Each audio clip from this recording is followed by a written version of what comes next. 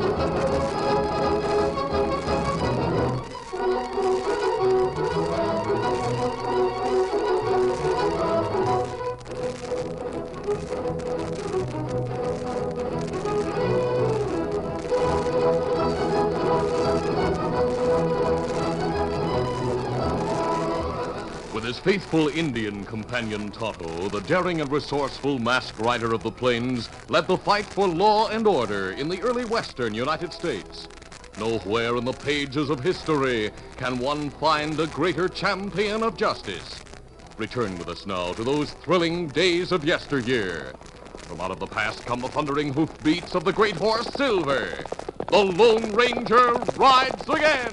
Come on, Silver. Let's go, big fellow. Hail, Silver! Away!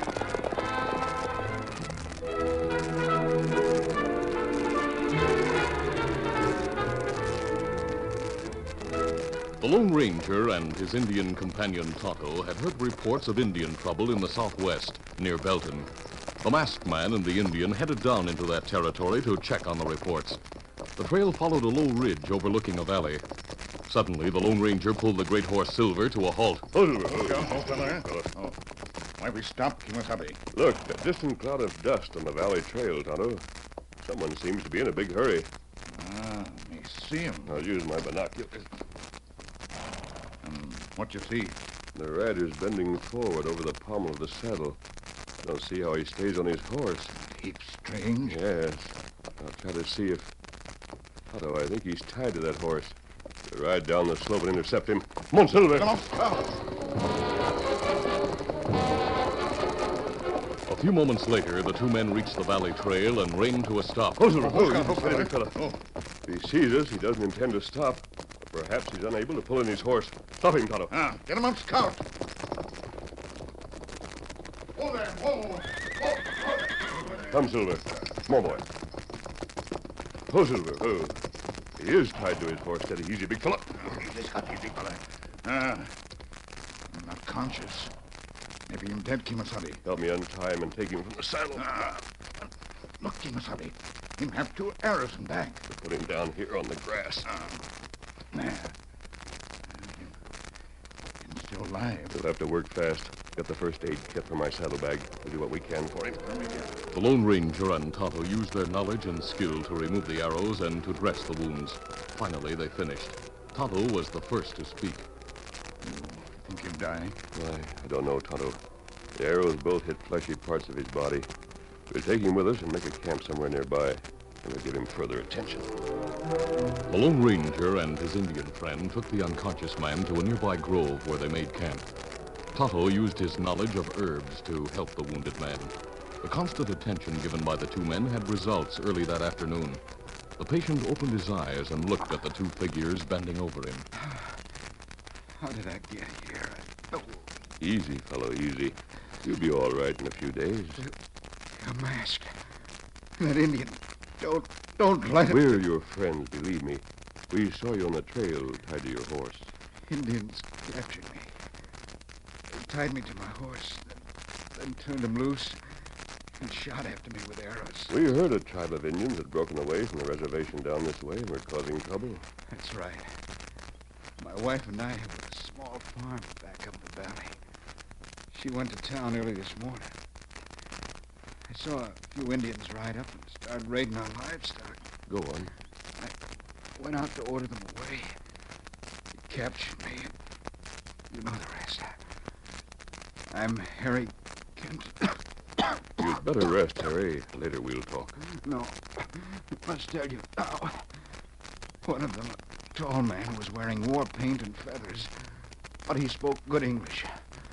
I'm sure he wasn't an Indian.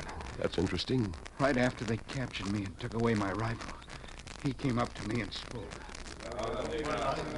It was useless for you to try to put up a fight, mister. Who are you? You don't seem to be an Indian. Maybe I am, maybe I'm not. It won't make any difference to you.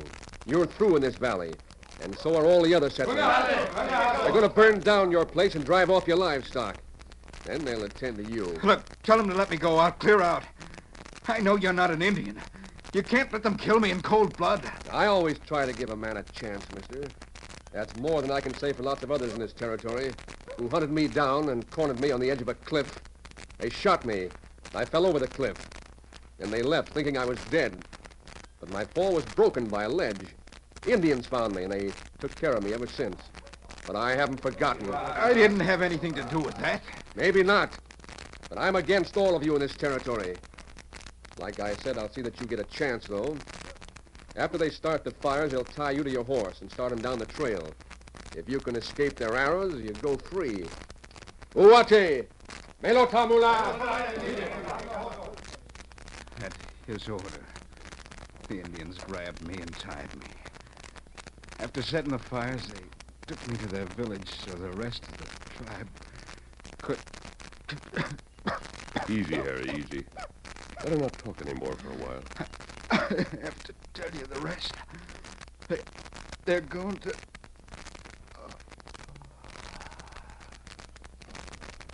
Sorry, I'm faint. Yes, but I think you'll get well with plenty of rest. That heap strange story him tell. A feller in war paint, feathers. Yes, I have an idea it might be Gil Jeffers, the outlaw, who was supposedly killed by a posse from Belton about 6 months ago. You remember Jeffers. Kenton was about to tell something important when he fainted. I'll stay here and attend to him while you ride to Belton.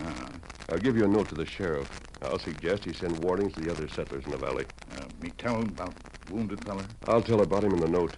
Locate Mrs. Kenton in town and bring her here, Tonto. Now I'll write the note so you'll waste no time in getting to town. Later, Tonto reined to a stop in front of the sheriff's office in Belton. Oscar, no, feller. Easy, Scott. Easy, feller. A moment later, he entered the sheriff's office. Yeah, well, Indian, what do you want here? Maybe you remember me Tonto. Me friend helped catch outlaws about a year ago. Tonto. Oh, you're the Indian who rides with the masked man. Sure, I remember. Me bring note. Let me see what it says. Jumping catfish. More Indian trouble. And the masked man says in this note a white man is behind it. A man he thinks might be Gil Jeffers. But Jeffers was shot and killed 6 months ago. I saw him fall over the cliff with my own eyes. Here Indians find him on ledge. Save life. And it could be Jeffers at that. I'll send men to warn the other settlers right away. And I'll locate Mrs. Kenton for you. It says in the note Harry Kenton is wounded at your camp. That's right. Me take Kenton woman to camp. Her stay with husband. Good. It might be a good idea to get a posse together and try to find Jeffers again, along with those Indians who got Kenton. Maybe you'd better you wait. Later, masked friend find out about Indians. Maybe them too many for posse. Me take Kenton woman to camp. Later, me come back, bring more news. All right, Tonto. Meantime, I'll see that the valley settlers are warned. Then I'll wait for word from you and the masked man.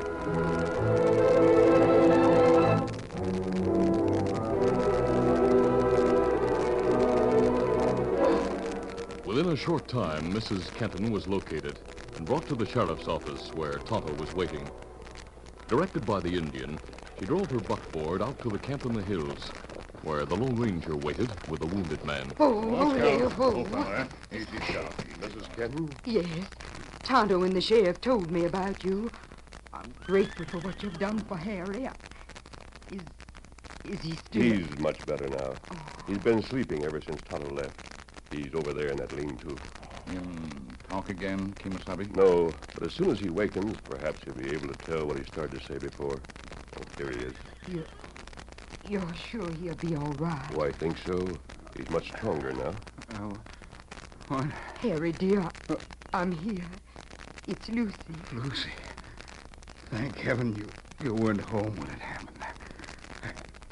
I feel much better now. I must tell what they plan to do. Oh, what is it, Harry? While the Indians were getting me ready to ride from the village as a target for their arrows. Yes? I heard the white man in Warpaint and feathers talking to the chief. Chief Red Cloud, there's no use putting things off any longer. We could start at dawn tomorrow, wipe out the valley settlers as we moved, and then attack the town. Only about 50 men in town who can fight. The rest are old ones and women and children. If we take them by surprise just after dawn, they'll not have a chance. We listen to words of Tall One. At dawn, the Apache braves ride through valley to kill and burn. But pale-faced prisoner, if him escape and warn them... Oh, don't worry about him, Chief. Your braves shoot straight with bows and arrows. Tell him to start him down the trail now. The braves must have their fun, but he won't have a chance of getting away alive. If time pale-faced prisoner take ride of death. Oleta! Watelo!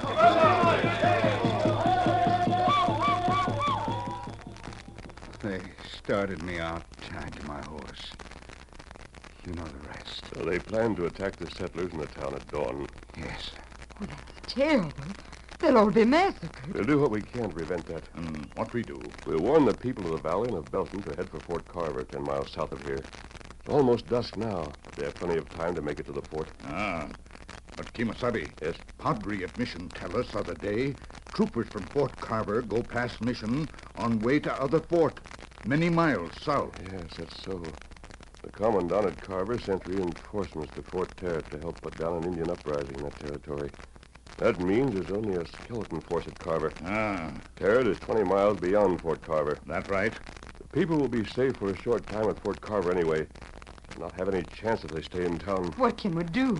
We'll put Harry on your buckboard, then Tonto and I'll go with you.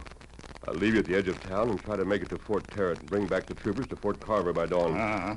Ask the sheriff to move the people out so that the Apaches don't suspect until they're well on their way. Now let's get Harry and Mrs. Kenton started.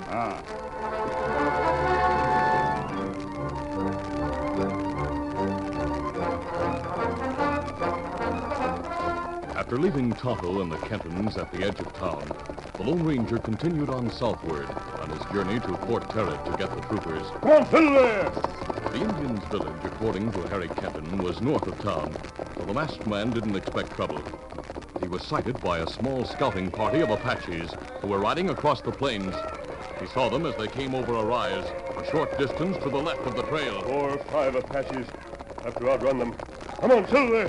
Faster, big fella! But the Indians had swerved at an angle when they saw the masked figure on the white stallion, and with arrows ready, rode to head him off. A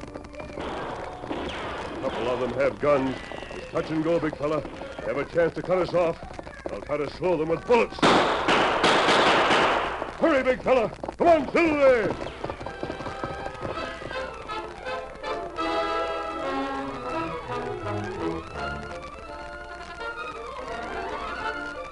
The curtain falls on the first act of our Lone Ranger adventure. Before the next exciting scenes, please permit us to pause for just a few moments.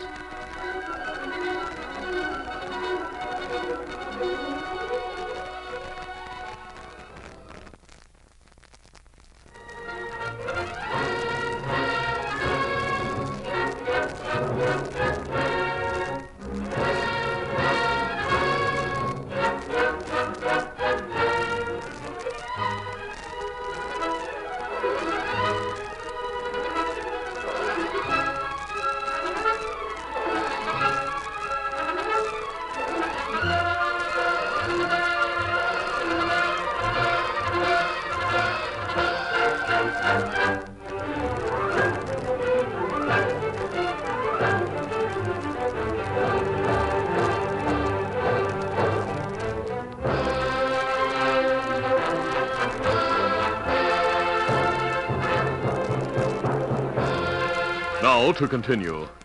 As the Lone Ranger headed along the south trail toward the distant Fort Tarrant, several Apaches spotted him and attempted to cut off his escape. Urging the great stallion Silver to increase his speed, the Lone Ranger fired a volley at the oncoming savages. Faster, Silver! Come on, boy! Gradually, Silver outdistanced the Indians and for some time continued at a gallop. Then, when he was certain he had lost his pursuers, the Lone Ranger headed for the fort to the south. Come on, Silver!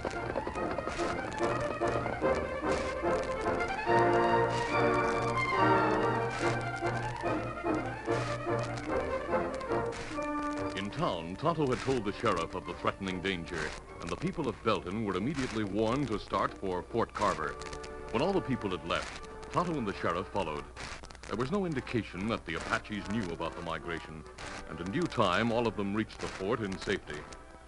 It was almost midnight when the sheriff and Tonto were talking to the lieutenant, who was in charge of the few soldiers at Fort Carver. Well, at least this is much safer than being in town in case of an attack. The Apaches will send scouts ahead to Belton before the attack. They'll realize what's happened and turn their attention here. I feel sure of that. But we inside fort, you have about 50 men from town, along with soldiers. Right now, there's 12 of us here.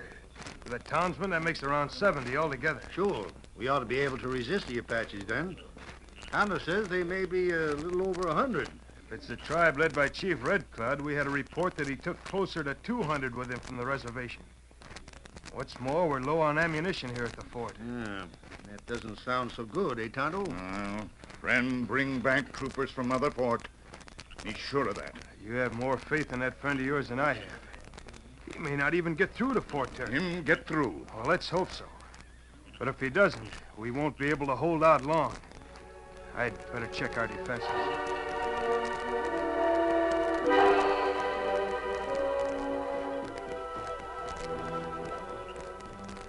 It was well after midnight.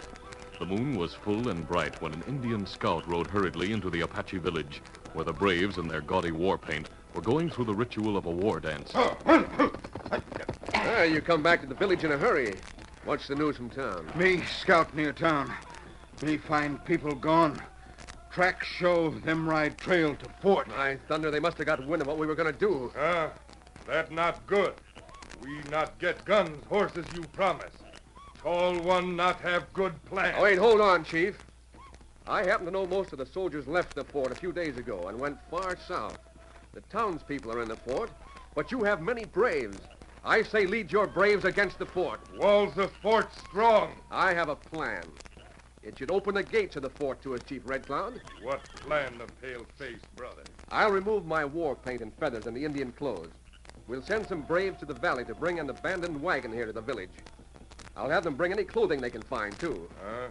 Why you get 'em pale-faced clothes and wagon? Now, listen. A deep gully stretches across the front of the fort, a few hundred yards from the gates.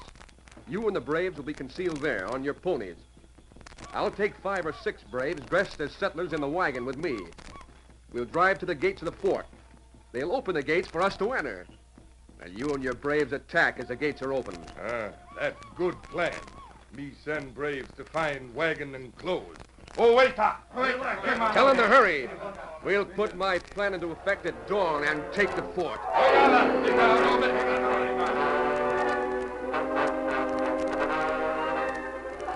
As the night wore on, the people inside the fort were tense. All the necessary preparations were made, and then, with time on their hands, their nervousness grew. Hank, I'm nervous.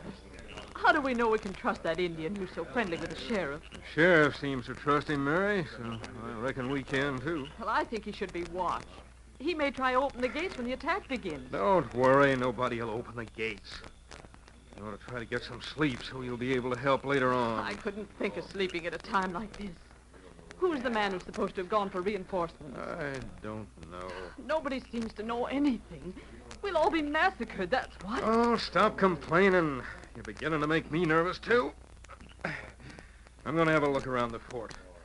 You better go help make bandages and do what you can to help the other women folk. I'll see you later.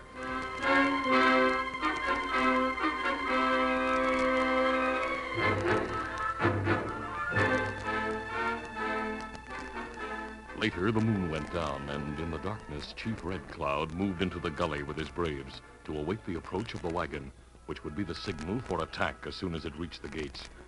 In a grove a short distance south of the fort, Gil Jeffers, dressed like a settler, looked over the 5 Indians who also wore settlers' clothing and wide-brimmed hats. It's almost time for us to be moving. All of you get into the wagon. I'll do the driving. Those Indian ponies that we hitched to the wagon are kind of skittish of harness, but I reckon I'll be able to handle them all right. Sky get bright in the east. Dawn soon here. Yeah, we'll get started right now. Climb into the wagon, all of you, and have your guns ready. We'll use them in a hurry when they open the gates. The rest will be easy.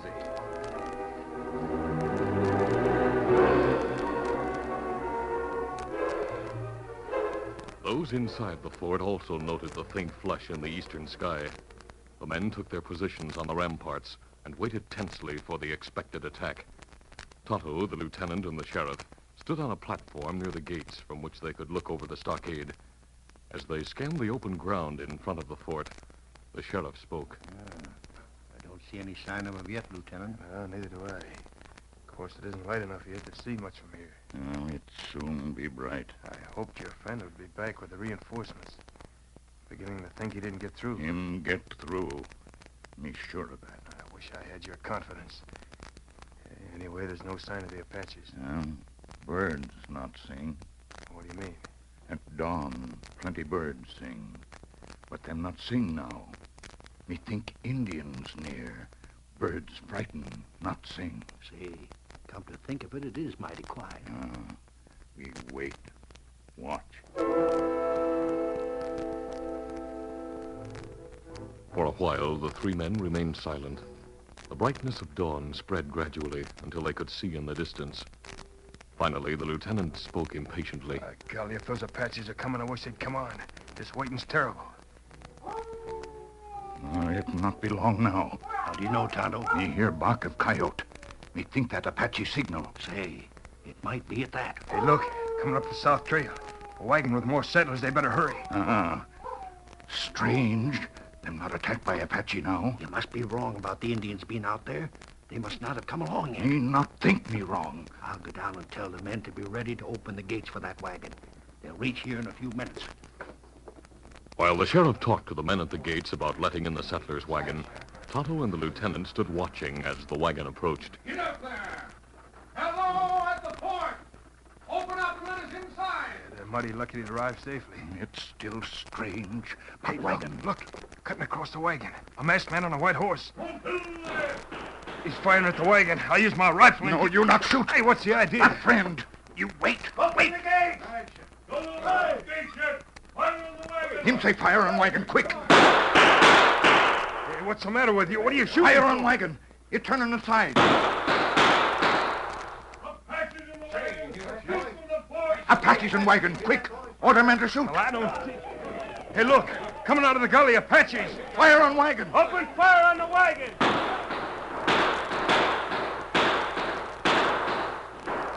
Wagon, stop. Horses fall. Men jump out. Run back to Indians. Open gates for masked man. Oh, wait. He's swerving and riding off to the side. As Tonto and the lieutenant watched, the troopers rode in at a fast gallop from the south to intercept the horde of savages pouring out of the gully toward the fort. The reinforcements, they've arrived. Masked friend, bring him.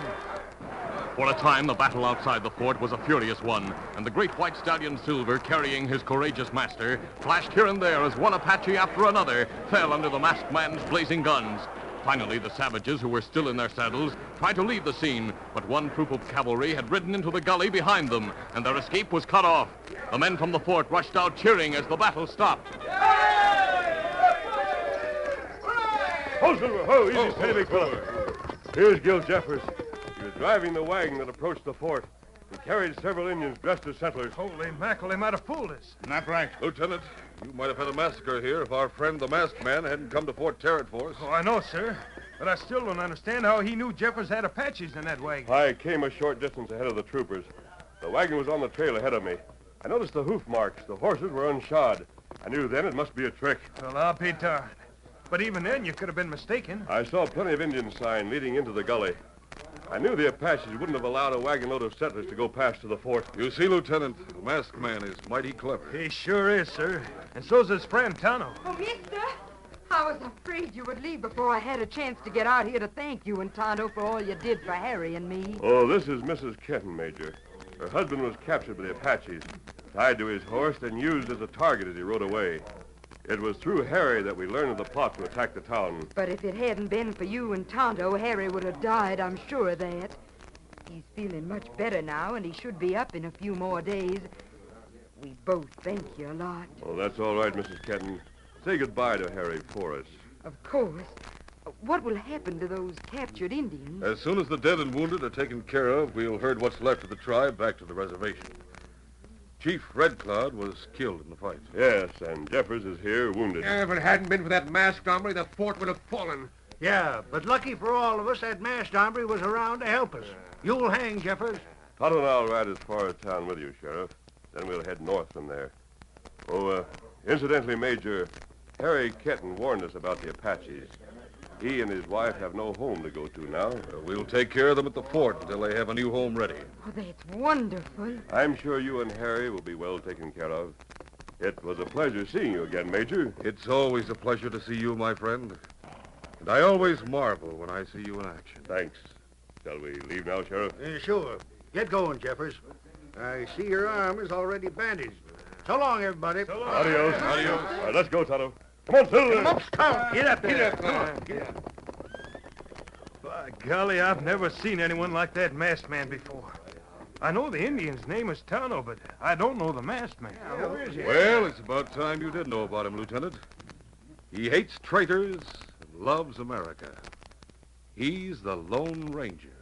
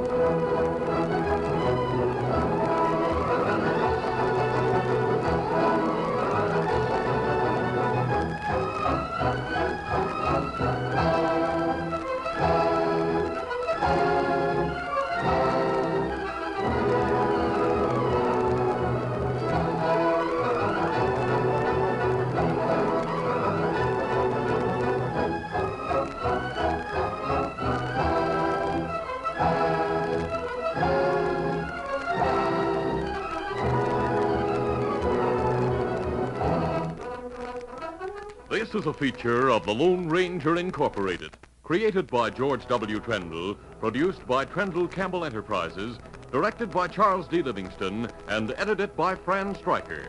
The part of the Lone Ranger is played by Brace Beamer.